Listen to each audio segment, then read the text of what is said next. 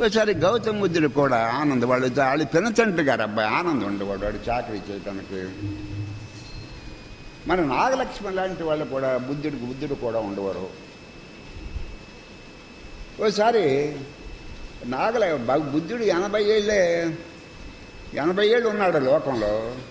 ఆయనకి 75వ సంవత్సరం వచ్చేవాడికి శరీరం కొంచెం ఒడిలింది. అంటే నడవటం అంటే మన భగవాన్లాగా రామకృష్ణులాగా ఒక చోట కూర్చోవడం కదా, నడవాలి కదా, దేశం అంతా తిరిగేవాడు కదా. అంటే శరీరం నడిచే శక్తి తగ్గింది. అప్పుడు ఇలా అందరూ కూర్చున్నప్పుడు నాకు పరిచారు ఇక్కడ కావాలి. అంటే నడిచేటప్పుడు నన్ను పట్టుకోవడానికి దానికి నా శరీరానికి ఒకడు సహాయం చేయాలి. నా అంతటి నేను నడుస్తుంటే తూలు వస్తుంది అన్నాడు బుద్ధుడు. అప్పుడు నాగలక్ష్మి లేచేమందంటే మీకు నేను సహాయం చేస్తాను, మీరు నడిచేటప్పుడు పడిపోకుండా నేను మీకు సహాయం చేస్తాను అని నాగలక్ష్మి అంది. ఈ చేద్దామని అన్నాడు. ఏమన్నాడు? నువ్వు కూర్చో అన్నాడు.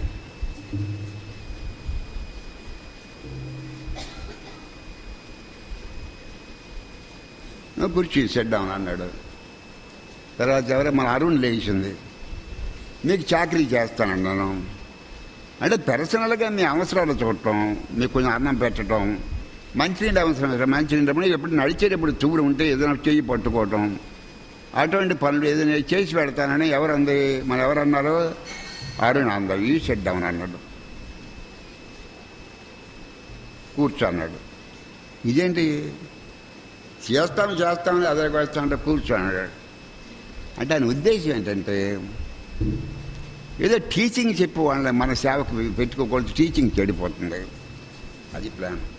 టీచింగ్ ఎవరికైతే ప్రజలకు టీచ్ చేస్తున్నారో సబ్జెక్టు వాళ్ళని మనం కూడా పెట్టుకోకూడదు. వాళ్ళని మనం కూడా పెట్టుకుంటే వాళ్ళు చేసి టీచింగ్ వదిలేస్తారు. ఇప్పుడు ఈ గౌతమ బుద్ధుడు పెనతండ్రి కొడుకు ఆనంద్ ఆ టీచింగ్ చేయడాడు. ఏదైనా ఇక్కడ కంతాలు అక్కడ పెట్టడం, అక్కడ కంతాలు ఇక్కడ పెట్టడం, ఏదో చాకరీ చేస్తాడు. కానీ వాడికి టీచింగ్ అలవాట్లేదు. ఎవడికి? ఆనందకి. వాళ్ళు అయితే అన్నాడు, నన్ను చేయమంటే నేను చేస్తాన్నాడు. అన్నాడు. నువ్వు రా అన్నాడు. అంటే వాడికి ఎలాగా పాఠాలు చెప్పడం చేత కదా. ఆడేమో గౌతమ బుద్ధుడు పెనతండ్రి కంటే నాగలక్ష్మి కాదు, ఎవరు నాకు కాదు. నాగలక్ష్మిని కూర్చోమన్నాడు, అరుణ కూర్చోమన్నాడు. ఆనందం నువ్వు నేను చేస్తానన్నా, మీకు సర్వీస్ నేను చేస్తానంటే రా అన్నాడు. టీచర్స్ని ఎవరిని ఒప్పుకోలేదు. అంటే టీచర్స్ని అంగీకరిస్తే టీచింగ్ పోతున్నాను అనే ఉద్దేశం. మనకి సేవ చేయటం అది సెకండరీ, అదంత ముఖ్యం కాదు. అయితే ఆడికి ఈ ఆనంద్ అనేవాడికి ఆ సేవాభావం బుద్ధుడి పట్ల ఎలా వచ్చిందంటే వాడికి దాహం వేస్తుంది అనుకోండి. ఆనంద నాకు మంచినీళ్ళు కావాలి అని అడగక్కర్లేదు. ఆనందకి బుద్ధుడికి దాహం వేస్తుందని ఆ ఇంట్యూషన్ వల్ల ఆనందకు తెలిసింది. నోటితోటి అడగక్కర్లేకుండా తారాత్యం. వాడికి బుద్ధుడి తోటన్నా తారాత్యం. అలాగే సేవ చేశాడు. అలా